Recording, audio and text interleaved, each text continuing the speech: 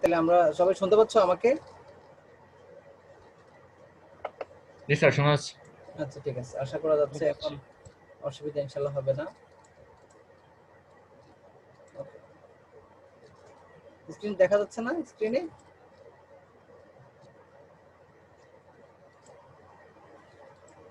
Sir screen দেখা যাচ্ছে না, এখন দেখা যাচ্ছে স্ক্রিনে?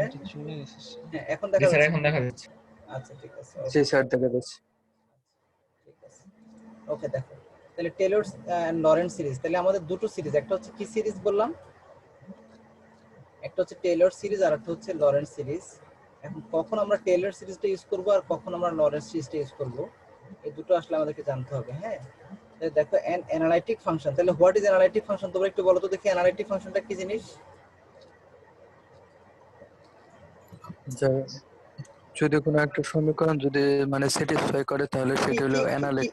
কি কাকে স্যাটিসফাই করবে? Sir Cauchy Riemann equation satisfy করে ওটাই sir Cauchy analytic Riemann equation equation. Satisfy করলে, অর্থাৎ ধরো সে যদি ডিফারেন্সিয়েবল হয়, অর্থাৎ তার যদি ধরো ডিফারেন্সিয়েশন যদি স্যাটিসফাই হয়, তাহলে সে হচ্ছে কশি রিমান ইকুয়েশন স্যাটিসফাই করবে, তাই তো? এবং জি স্যার। ধরো অ্যানালাইটিক হবে। তাহলে যে, এবং সেটা কি বৃত্তের ভিতরে হবে নাকি বৃত্তের বাইরে হবে? স্যার বৃত্তের ভিতরে হইতে হবে। বৃত্তের ভিতরে, বৃত্তের ভিতরে সকল বিন্দুর জন্য সে অ্যানালাইটিক, মানে বৃত্তের ভিতরে ধরো যে সার্কেলটা দেওয়া থাকবে বা আমাকে এরিয়াটা দেওয়া থাকবে, সেটার এমন কোনো বিন্দু থাকবে না যেটার জন্য আমাদের ধরো আসলে কি নাই, ধরো মানে আনডিফাইন্ড হবে না, তাই না? জি স্যার। তো সেই জায়গা থেকে আমরা বলতে পারি যে আমাদের ধরো অ্যানালাইটিক ফাংশনে ক্ষেত্রে আমাদের সেই ক্ষেত্রে আমরা কি ব্যবহার করব, আমরা ব্যবহার করব হচ্ছে টেলর সিরিজ, তাই না? আর যেটাতে অ্যানালাইটিক না, অর্থাৎ ধরো কোনো একটা পার্টিকুলার পয়েন্টের জন্য আমাদের ধরো ওই বিন্দুটার জন্য আমাদের বৃত্তের বাইরে ভিতরে পড়ে গেছে, ধরো সে আমরা যখন করাইছিলাম ধরো ধরো z-2, এখন z-2 মানে এখানে এর ভ্যালু কত? 2, মানে z = 2, তাহলে z = যদি জি স্যার। 2 হয়, z = যদি 2 হয়, তাহলে z = 2 হলে x আর y স্থানাঙ্ক কত? ধরো 2, 0। এখন আমার বৃত্তের ব্যাসার্ধ ধরো দিলাম, যদি ধরো আমি একটা বৃত্ত দিলাম যার x² + y² = ধরো 3 স্কয়ার, কত দিলাম? 3 স্কয়ার। এখন বৃত্তের ব্যাসার্ধ হচ্ছে 3 আর আমার x আর y স্থানাঙ্ক হচ্ছে 2, 0, তাহলে এই 2 0, এই যে 2টা, এই 2 কি বৃত্তের ভিতরে পড়বে না বাইরে পড়বে? ভিতরে। ভিতরে পড়বে। তখন ভিতরে পড়লে তো ওই বিন্দুর জন্য আনডিফাইন্ড হয়ে যাচ্ছে। যে ক্ষেত্রে আনডিফাইন্ড হয়ে যায় সেই ক্ষেত্রে আমরা ব্যবহার করব কি সিরিজ?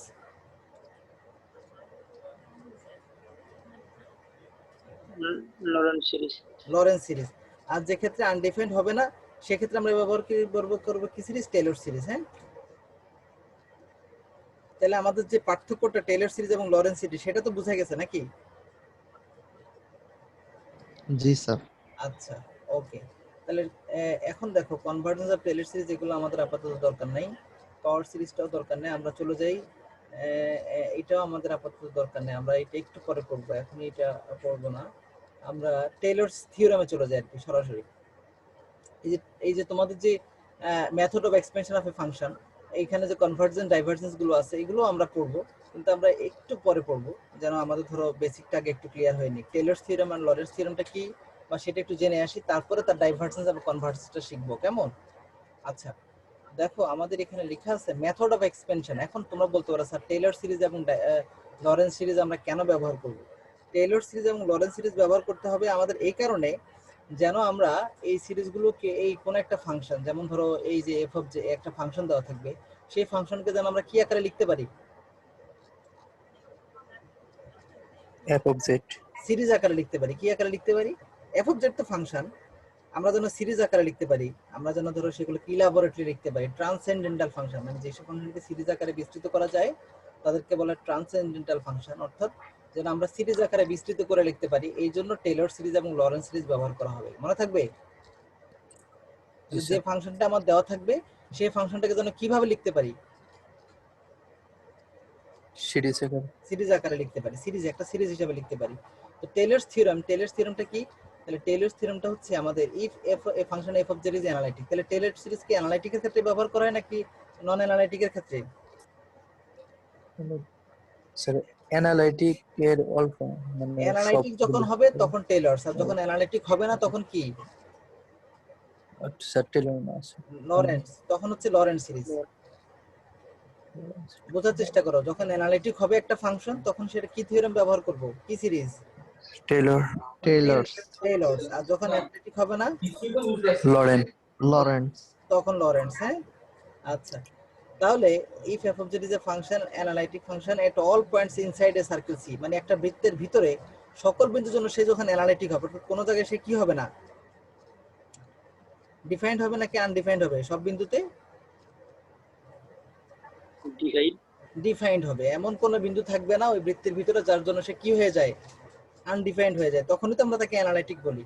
তার মানে with its centre at the point A, এবং যে সেন্টার সেই সেন্টারটা ধরো এতে থাকলো, রেডিয়াস আর বৃত্তের ব্যাসার্ধ থাকলো ধরো R, then at each point of Z inside C, বৃত্তের ভিতরে সকল বিন্দুতে যে সূত্রটা আমরা ব্যবহার করি, f z equals to f of a plus a prime a into z minus a plus a double prime a by twice factorial into z minus a whole square, এটা হচ্ছে আমাদের টেইলর সিরিজ, যেটাতে ধরো আমরা ইন্টারমিডিয়েটও তোমরা মনে পড়ে আসছো কিনা আমার মনে নাই, তো যাই হোক থাকতে পড়ে আসবা, দেখে আসতে পারো কেউ কেউ।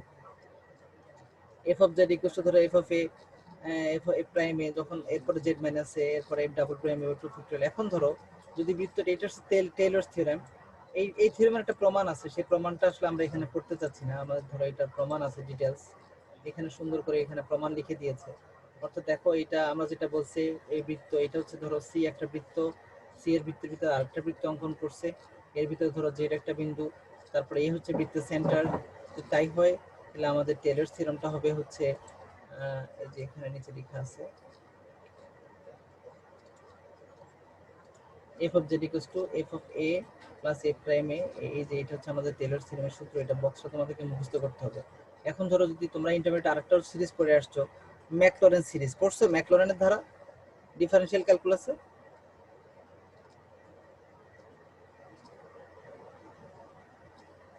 ম্যাকলরেনের ধারা পড়ছো কেউ? এটা মানে ফার্স্ট সেমিস্টারে পড়ছিলাম মনে হয়। ফার্স্ট সেমিস্টারে পড়ছিলা? যাই হোক, ম্যাকলরেনের ধারা হচ্ছে টেইলরসের যেখানে আসলে এ থাকবে, অর্থাৎ সেন্টার যেখানে, সেই সেন্টারটা যদি আসলে মূল বিন্দুতে হয়, অর্থাৎ জিরো বিন্দুতে হয়, তাহলে ধরো আমরা এই যে টেইলর সিরিজটাকে আমরা টেইলর সিরিজ থেকে সব সেম, শুধুমাত্র আমাদের যেখানে যেখানে এ আছে সেখানে সেখানে আমরা কি লিখবো, জিরো লিখবো। বুঝতে পারছো? স্যার হ্যাঁ বলো।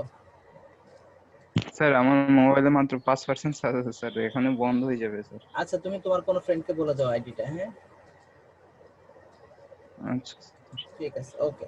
তো দেখো তাহলে a equals to 0 যদি হয়, তাহলে দ্য সিরিজ 3 বিকামস, আমরা দেখতে পাচ্ছি টেইলর সিরিজ। এবং আচ্ছা বলো, এটা হচ্ছে টেইলর সিরিজ আর এটা হচ্ছে ম্যাকলরেন সিরিজ, কেউ বলো তো দেখি এই টেইলর সিরিজ আর ম্যাকলরেন সিরিজের মধ্যে পার্থক্যটা কি মূলত?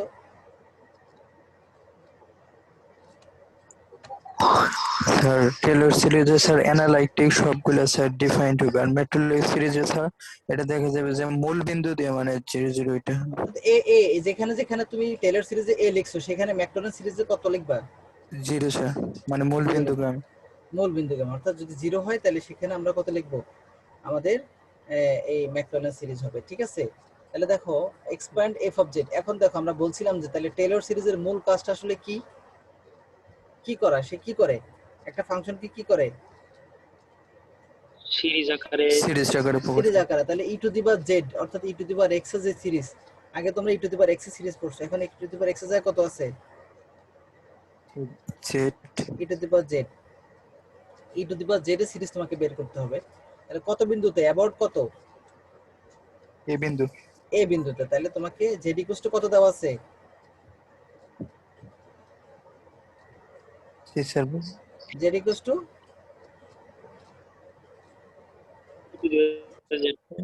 জেড ইকুয়ালস টু এ দেওয়া আছে, তাই না?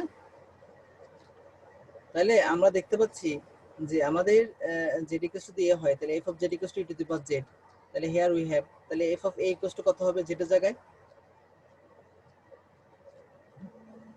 স্যার ই হবে sir, A Z equals to A হবে, তাই না?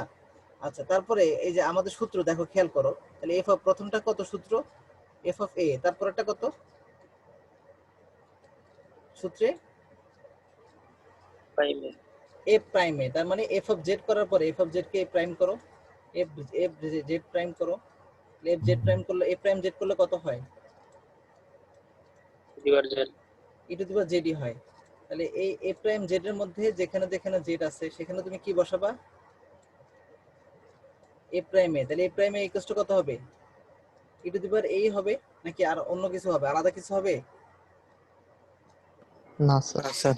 আলাদা কিছু হবে না। তার মানে আমরা দেখতে পাচ্ছি যে আমরা একটু নিচে যাই, দেখো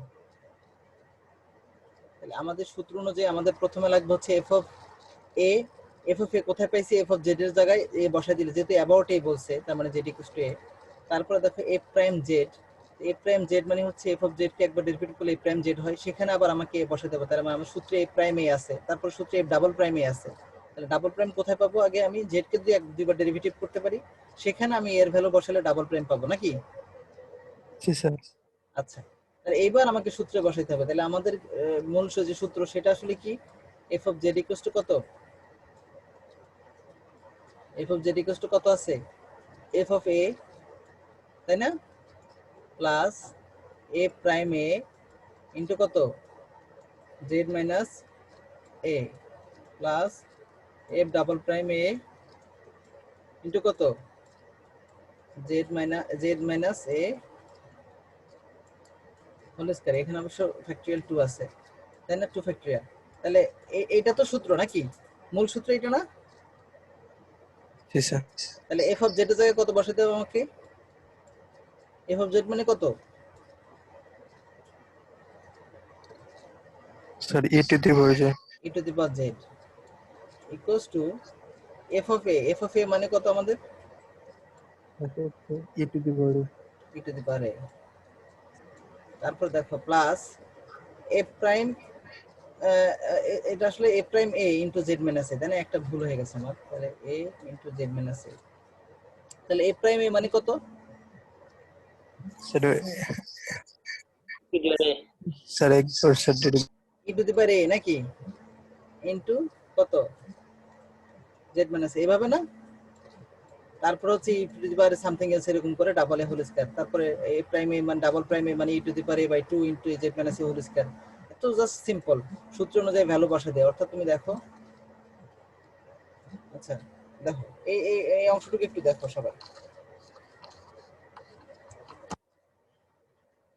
দেখো কি করছে ওরা। F of Z equals two সূত্র লিখছে, তারপর সূত্র অনুযায়ী কি বসাইছে? ভ্যালু বসাইছে, তাই না? আর কোনো চেঞ্জ আছে? না স্যার। সবাই বুঝতে পারছো? বাকিরা সবাই বুঝতে পারছো? জি স্যার। তাহলে আমাদের শুরুতে কি মাথা রাখতে হবে? টেলর সিরিজটা মাথা রাখতে হবে, কারণ টেলর সিরিজের যে প্রমাণ আছে বিশাল প্রমাণ, এত থিওরেম, এত বড় থিওরেম প্রমাণ আসলে আমি তোমাদেরকে করাতে চাচ্ছি না। জাস্ট তোমার সিরিজটাকে মাথা রাখবা, টেলর থিওরেম। সেখান থেকে ধরো আমরা আমাদেরকে ওই টেলর সিরিজটা ব্যবহার করে আমাদের যে কোনো ধরো ফাংশন যদি এক্সপ্যান্ড করতে বলে আমরা এক্সপ্যান্ড করতে পারবো আশা করি। একটা দেখলাম, এটা ধরো মোটামুটি পারলা। এরপর আরেকটা সিরিজকে এক্সপ্যান্ড করতে বলছে, এক্সাম্পল 6। এক্সাম্পল 6টা সবাই একটু দেখার চেষ্টা করো তো। আচ্ছা এখন দেখো এখানে অ্যাবাউট কত বলছে? জেড ইকুয়াল টু কত? স্যার 2 তাহলে এখানে এর ভ্যালুটা কত? 2 2। তার মানে আমাদের কি বের করতে হবে? স্যার এত তার মানে আমাদের শুরুতে হচ্ছে এফ অফ জেড লাগবে। তাহলে এফ অফ জেড যদি হয়, তাহলে এফ অফ জেড দেওয়া আছে, এফ অফ জেড যেটা আছে সেখানে আমরা কত বসাবো? এফ অফ এ 2 বসাবো নাকি? F of 2। তারপরে এ প্রাইম জেড করে যেটা পাবো সেখানে আবার কত বসাবো? এফ এ প্রাইম 2, অর্থাৎ যেখানে এফ প্রাইম যেটা জায়গায় এ প্রাইম 2 বসাবো নাকি? জি স্যার। ওকে, তো তাহলে একটু দেখো এই ম্যাথটা একটু দেখো সবাই, আমি স্ক্রিনে দিয়ে রাখছি, তোমরা একটু দেখো।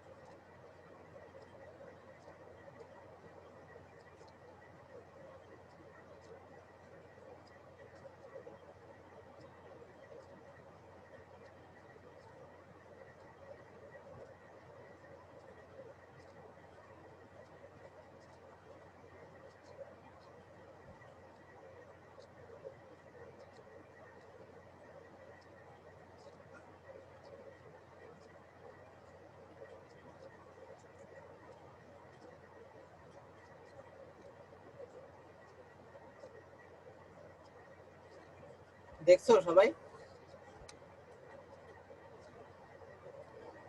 বুঝতে পারছো নাকি জি বুঝতে স্যার, পারো না? বুঝতে পারছো?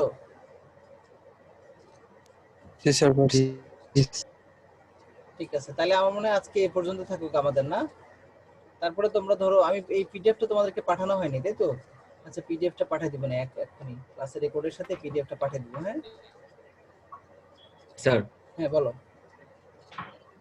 স্যার ভিডিওগুলো নিয়ে একটু কথা ছিল স্যার।